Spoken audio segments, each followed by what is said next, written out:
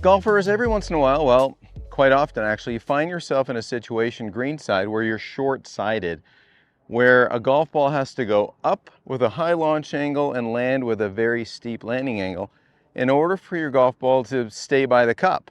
Now, ideally, when we miss, we can hit a little chip or we hit a pitch, but sometimes you have to hit a flop. My hierarchy of shots is when you're off the green, when you can putt it, putt it. When you can't putt it, chip it. When you can't chip it, pitch it.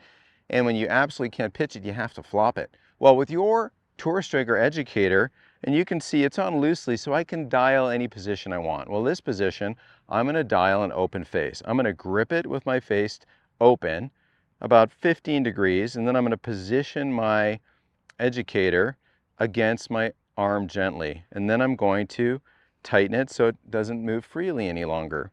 So now it's in a position that's an interesting one, because people that really struggle with flop shots, they set up to hit a flop, and then what they ultimately do is they'll get in a pretty good position, and then they'll take the loft off the face, creating a strong face that really can't make the golf ball go up high and land with a steep landing angle. So what you'll quickly realize, when you adjust it with an open face and then freeze the educator arm, and it's just in the 90-degree position, the black hash marks and the black and red line up. From here, this is sort of like bunker shots. Now the educator makes you swing with loft on the face. And so that loft, when engaging the grass and the ball, is going to pop the golf ball straight up, very high launch angle, very steep landing angle for a ball that can stay near the pin. So what I want you to do is have a wider stance, sort of like a bunker shot, maybe not as wide. Ball's sort of forward. This requires a lot of swing speed, because when we hit this golf ball, we're only hitting the south pole of it. And this event is hinging with a lot of loft on the face. That loft is pointing back at me. Let's hit a high launching and a very, very steep landing angle shot that can go straight up and basically come straight down. So let's hit another shot. This is a tricky shot. It's going to take some practice, not going to lie, because it's such a deflected strike.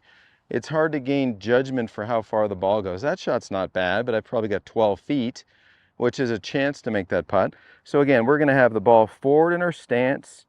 We've got the educator adjusted so the face is open, so we need a lot of speed to get this ball to go high and land on that steep landing angle. Let's hit another one.